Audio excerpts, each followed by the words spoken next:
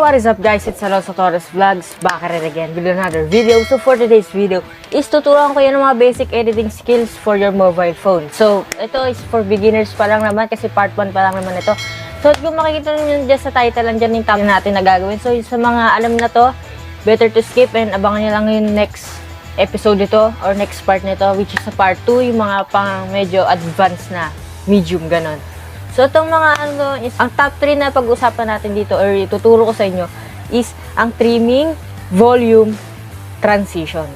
Yung tatlo na yun, doon lang muna tayo magbabase ngayon. Top 3 muna and sa part 2, abangan nyo na lang yan. Unahin natin yung trimming. Trimming is yung mga klase ng dead air.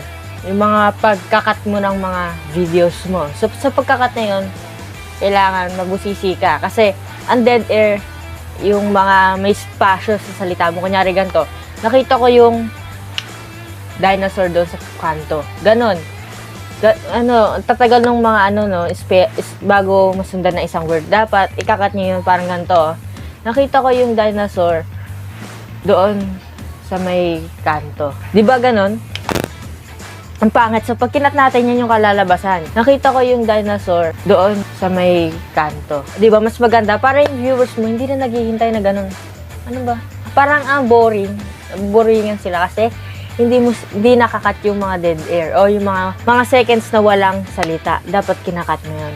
And be creative for cutting that or for trimming videos. Kasi minsan merong mga minsan kunyari, na dead air ka, yung iniisip yung salita, pwede mo lagyan ng effects yun. Pero sa part 2 nyo na abangan yun. So, next naman natin is ang volume. So, yung volume na yan, paano ba yung volume na yan?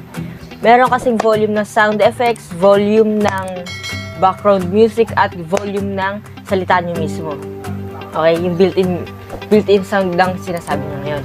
So, dapat, ang laging umaangat dyan is yung video, background music. Pag maglalagay ka ng sound effects, dito na yan. Or dito sa gitna. Kung anong gusto nyo umangat doon. So, basta ang laging aangat is yung volume ng boses nyo. Or yung video ng ngayon, yung ginagawa nyo ngayon. So, dapat, kunyari, ang video mo ngayon, or yung sinasabi mo ngayon, yung video ng salita mo ngayon, ang gulo, no?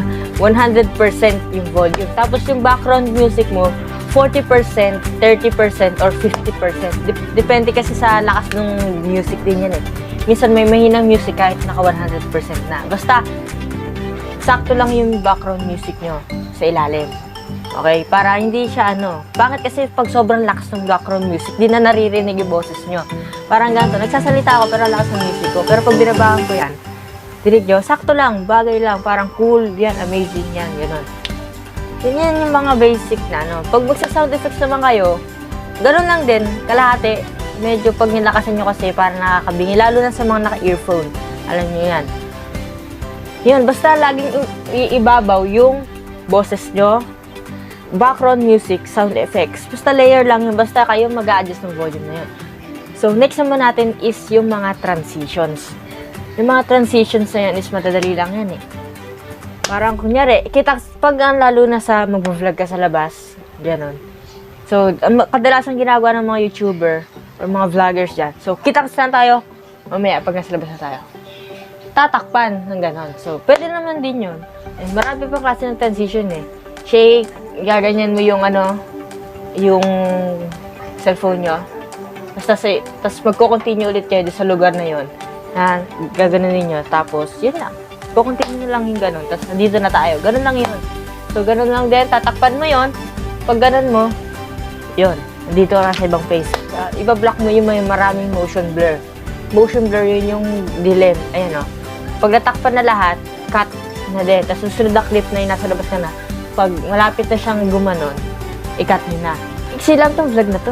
So, recap tayo sa top 3 basic editing for mobile phone. First, trimming, mga dead air, yung mga trim ng video, wag kayong mag-e-end ng yung tatandaan nyo. Dapat mabusisi kayo, papakinggan nyo yung bawat details nun. Kasi, pangit naman kasi nung sobrang diba? Tagal magsalita. Kung lalagay nyo naman yung, kunyari nag-iisip pa kayo, pwede nyo lagyan ng sound effects yun na. Basta, maraming nakikita nyo naman sa mga YouTubers na pinapanood nyo ngayon eh, So, yun yung first natin, trimming, dead air. Dapat ikakat nyo yung mga walang space o yung walang salita na seconds. Susunod natin is yung volume. Dapat angat lagi yung boses nyo. At kung nasa labas kayo, dapat laksan nyo yung boses nyo kasi pag volume up nyo yung video na yon, mag-volume up din yung mga sasakyan. So dapat dapat mas angat ka pa din. At kung pwedeng maaari lang bumili ka ng boya mic. Malapel mic, ayan nakalapel ako ngayon. So kung wala naman budget, talagang tiis-tiis muna.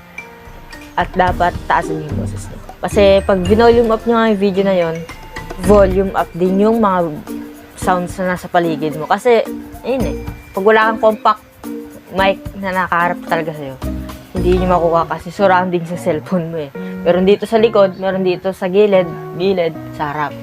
So, yun. So, pag nasa labas, laksan ng boses, and yung mga background music, 50%, 40%, 30%, dapat hindi umiibabaw yun. At sakto lang yung lakas. And, susunod natin is yung transition, recap na, takpan yung ganon, yun, boom, motion blur, abangan nyo sa part 1, mga motion blur na yan, sa mga sound effects, green screen, blue screen, and yeah, marami pang iba yan. So, ayun, sa mga abangan nyo sa part 2 is top 5 na, green screen, blue screen, sound effects, masking transition, yung masking transition. So, di ko muna dito isasabihin yun kasi masyadong komplikado yun, lalo na sa mga mobile editors dyan. So, yung masking transition and such things na mahihirap. So, sa part 3, mag-iisip ako ng mga pang cinematic. Yung part 3 natin is cinematic shots na pwede nyo ma-edit sa mga cellphone nyo. So, yun. So, dito muna natin siguro tatapos ito. Pasensya na kung maraming araw na hindi ako nakapag-upload. Kasi busy ako doon sa editing nung, kay Ryan Audencia ng mga short film na pinapagawa. And, yung mga, iba pa basta marami akong na-edit. Pero ngayon, yung mga 1 week na akong walang ine-edit, natamad na talaga ako. Kasi, gaming is life. So, ayun, nakalimutan ko na mag-YouTube talaga. Kasi, kung makikita nyo dyan sa last mga videos natin, tagal na puro lang yan Basta yan, maintindihan. So, dito muna lang tayo gusto ito. Huwag nyo kakalimutan mag-like, comment, share. At i-ring nyo na rin yung bell para updated kayo sa every video na ilalabas natin. And i-subscribe nyo na mga kabanis yun. And kita tayo sa next vlog. Peace!